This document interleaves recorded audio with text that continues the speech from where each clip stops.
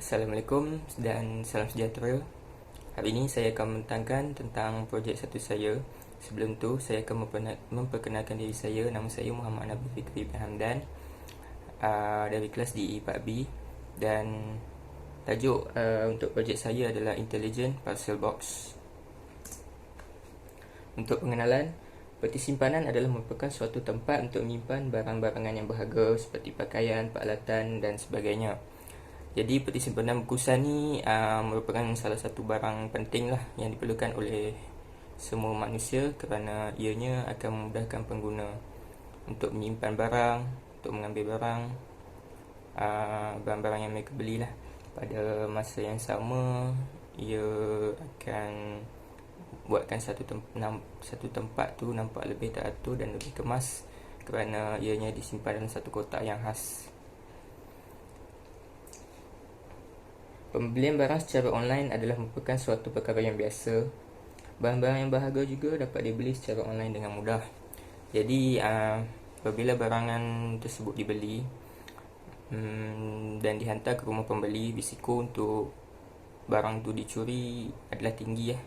Lagi-lagi apabila pembeli tersebut tiada di rumah. Ini kerana peti surat di rumah ni dia tiada ciri-ciri keselamatan, dan ianya juga tidak sesuai untuk letakkan barang-barang yang besar lah, sebab peti surat kat rumah kita tu kecil. Jadi benda ni dia boleh mendatangkan kerugian lah kepada pembeli kalau barang mereka kena curi. Jadi peti bungkusan pita Intelligent Parcel Box ini dicipta bagi memberikan keselamatan kepada barangan yang telah dipesan oleh pengguna. Jadi peti surat ni juga dia berfungsi untuk menghantar maklumat kepada pengguna dengan menggunakan konsep IoT, bahawa barangan mereka telah selamat sampai ke peti surat mereka lah, peti bungkusan. Jadi untuk penyataan masalah, pengguna perlu mengambil barangan mereka di pejabat pos apabila mereka tiada rumah. Jadi ni perkara biasalah. Apabila kita order barang online, kadang-kadang apabila barang tu dah nak sampai rumah kita, kita tak ada kat rumah. Jadi postman tu terpaksa balik ambil barang tu, hantar semula ke pejabat pos dan kita kena ambil sendiri. Jadi itu dia mendatangkan rugi jugalah, sebab kita dah bayar duit untuk postage, tapi kita kena ambil barang tu sendiri di rumah. Maksud saya di pejabat pos. Jadi macam tak untung lah, tak baloi lah. Yang kedua, keselamatan barangan tidak terjamin jika menggunakan peti surat biasa.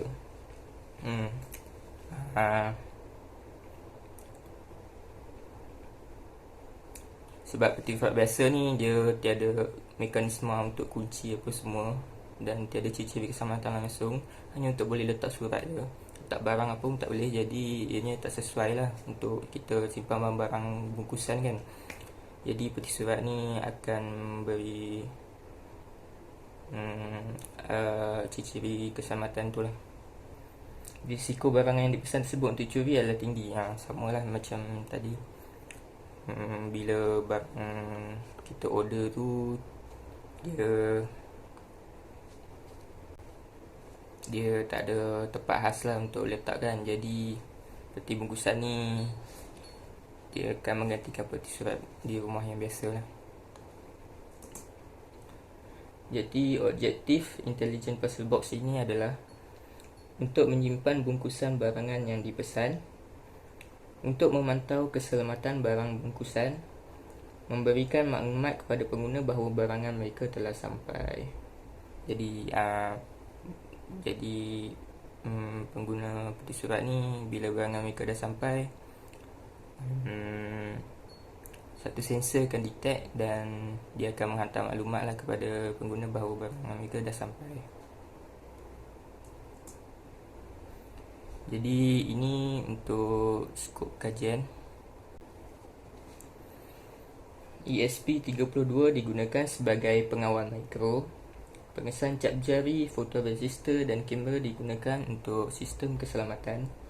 Photoregister digunakan untuk memesan cahaya bagi menggerakkan servo. Bahasa pemrograman yang digunakan adalah C dalam projek ini.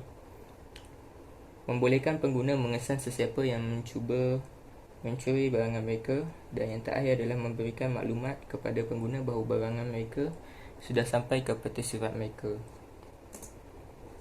Jadi ini adalah komponen-komponen yang digunakan dalam projek ini. Yang pertama adalah mikro pengawal ESP32. Jadi ESP32 ni akan jadi otak lah untuk semua benda ni berjalan. Yang kedua adalah pengesan ultrasonic. Yang ketiga adalah pengesan cat jari model FPM10A. Yang keempat adalah ESP32 kamera untuk kamera. Yang kelima adalah model pengesan cahaya ataupun photoregister. Yang keenam adalah servo TowerPro MG995 metal 360 degree servo. Yang ketujuh adalah 12 volt DC solenoid. Dan ini adalah senarai harga komponen untuk projek saya. Mula-mula ESP32 berharga RM35, pengesan ultrasonic berharga RM6, pengesan cap jari berharga RM48.24, kamera ESP32 berharga RM39.80. Untuk photoregister berharga RM5. Untuk servo berharga RM20.50. Dan untuk solenoid berharga RM18.90. Dan total untuk semua ni adalah lebih kurang RM174, tak termasuk untuk model peti bungkusan lagi. Jadi ini adalah rupa reka bentuk untuk komponen-komponen yang digunakan. ESP32 ni dia microcontroller. Yang kedua adalah pengesan ultrasonic. Pengesan ultrasonic dia fungsi untuk mengesan jarak. Yang ketiga adalah pengesan cap jari, untuk mengesan cap jari pengguna untuk membuka dia punya peti bungkusan tu. Yang ini ESP32 kamera.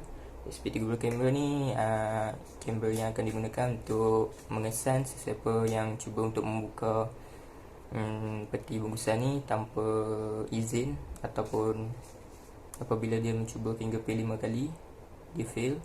Jadi kamera ni lah akan menangkap gambar orang yang cuba membuka tu.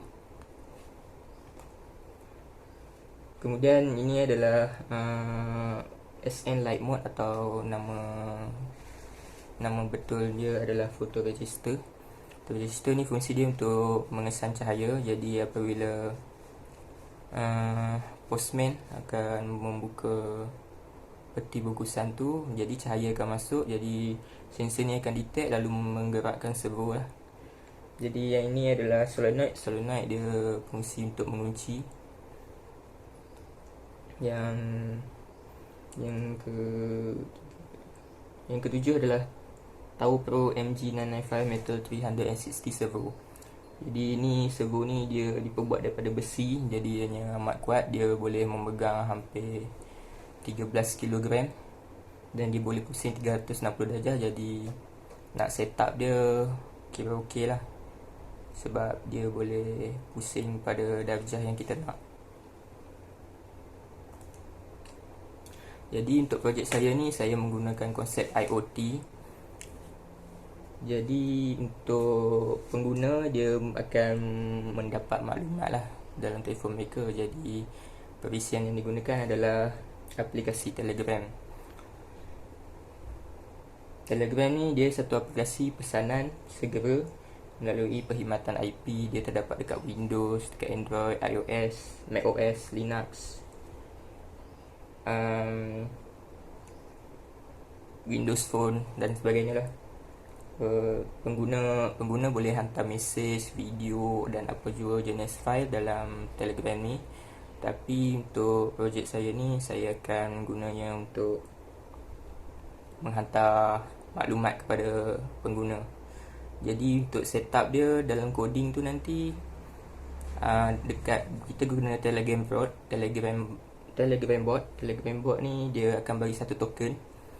Kita copy token tu masuk dalam coding tu, jadi dia akan recognize lah siapa pengguna dia. Ini adalah jadual perancangan kerja untuk projek ini. Untuk minggu pertama, kami menghadiri taklimat projek 1 dan mendapatkan maklumat tentang perkara yang perlu dalam projek 1. Jadi ini adalah permulaan untuk kami tahu apa-apa yang kami perlu buat dalam projek. Minggu kedua adalah mencari maklumat tentang ESP32. Saya mencari maklumat tentang ESP32, tentang microcontroller yang saya akan gunakan dalam projek saya. Saya juga membuat turun Pro Tools 8.9 ke dalam laptop. Minggu ketiga, mempelajari cara-cara untuk mereka bentuk litar dalam Pro Tools. Jadi penyela saya memberikan satu litar skematik, jadi kami lukis dalam Pro Tools dan mencari cara untuk letak komponen. Minggu keempat hingga ke minggu kelima, membuat litar skematik pada Pro Tools, menyusun atau litar PCB pada Pro Tools, membuat laporan kajian tentang projek iaitu investigation report. Minggu ke-6 hingga minggu 7, kami mempelajari cara membuat proposal dengan betul daripada mula sampai akhir. Cara sebenar untuk membuat proposal. Betul, saya mula membuat proposal dari awal. Minggu ke-8, menyusun atau litar PCB pada Pro Tools hingga tiada error. Pada litar PCB layout atau susun atau PCB tu, saya cuba menyusun sehingga tiada error untuk tujuan etching lah. Jadi pada minggu ke-9 hingga minggu ke-10, saya etching papan PCB. Kemudian percubaan pertama tidak menjadi, saya mencuba untuk kali kedua dan kemudian menubuk lubang komponen pada papan PCB. Minggu ke-11 hingga minggu ke-12, saya sambung menyiapkan proposal projek bab 1 hingga bab 3 dan juga slide untuk projek ini dan membetulkan laporan yang telah disemak. Jadi ini adalah gambar rajah blok untuk projek saya. Untuk input ada fingerprint sensor atau sonic sensor, kamera ESP32 dan photoregister. Untuk output ada solenoid dan servo. Untuk IoT menggunakan Wi-Fi. Dan applicationnya adalah Telegram. Jadi ini adalah carta alih untuk projek saya. Yang ini carta alih untuk penghantar bungkusan. Jadi di the start button ni wajib letak lah, sebab nak gerakkan semua sistem. Lepas tu jika photoresistor dia kesan, kalau dia kesan, maknanya dia akan menggerakkan servo dan juga menggerakkan solenoid. Kalau photoresistor ni dia tak mengesan cahaya, dia akan patah balik pergi atas ni dan dia akan ulang lah. Maknanya servo tidak akan bergerak, solenoid pun tidak akan bergerak. Kemudian N. Yang ni carta alih untuk pengguna begin. Bila manusia dekat, ultrasonic sensor dia akan detect manusia dekat dengan dia. Kalau yes, fingerprint sensor akan on, maknanya ready untuk digunakan. Kalau no, dia akan patah balik lah. Jadi jika fingerprint sensor betul, kalau yes, solenoid akan unlock lah. Solenoid akan unlock.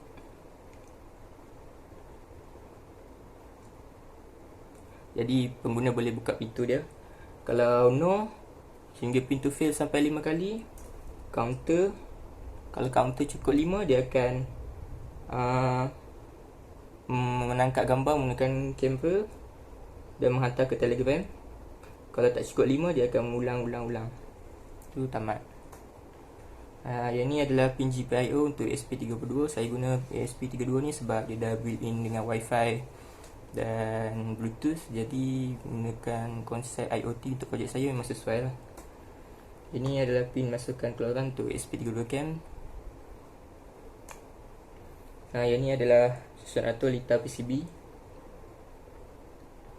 yang telah siap di etching sekejap lagi. Ni dah siap disusun, tiada error.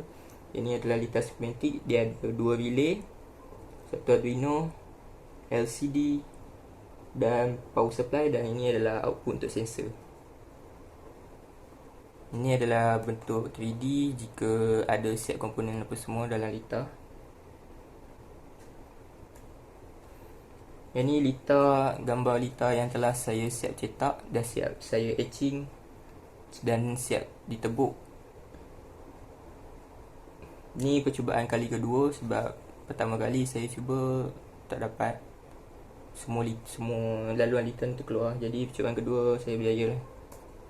Nah, yang ni adalah reka bentuk prototype intelligent puzzle box saya.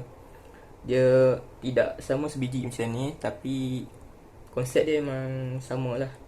Ada buka dari sini, postman akan letak barang di sini. Jadi postman tutup, servo akan bergerak, solenoid akan bergerak, jadi barang tu akan turun ke bawah. Jadi barang ni akan berada di bawah ni. Pengguna akan buka dari belakang. Ada fingerprint kat belakang, jadi pengguna boleh buka, ambil barang mereka. Jadi macam tu lah projek saya. Jadi saya harap projek saya ni dapat dihasilkan dengan sempurna dan berjaya lah, tanpa sebarang masalah. Saya mungkin akan mendapatkan bantuan rakan-rakan dan pensyarah. Saya juga harap saya punya projek ni dapat dipasarkan dan akan memberikan kebaikan lah kepada pengguna-pengguna yang menggunakannya. Jadi itu saja untuk projek satu saya. Terima kasih dan Assalamualaikum.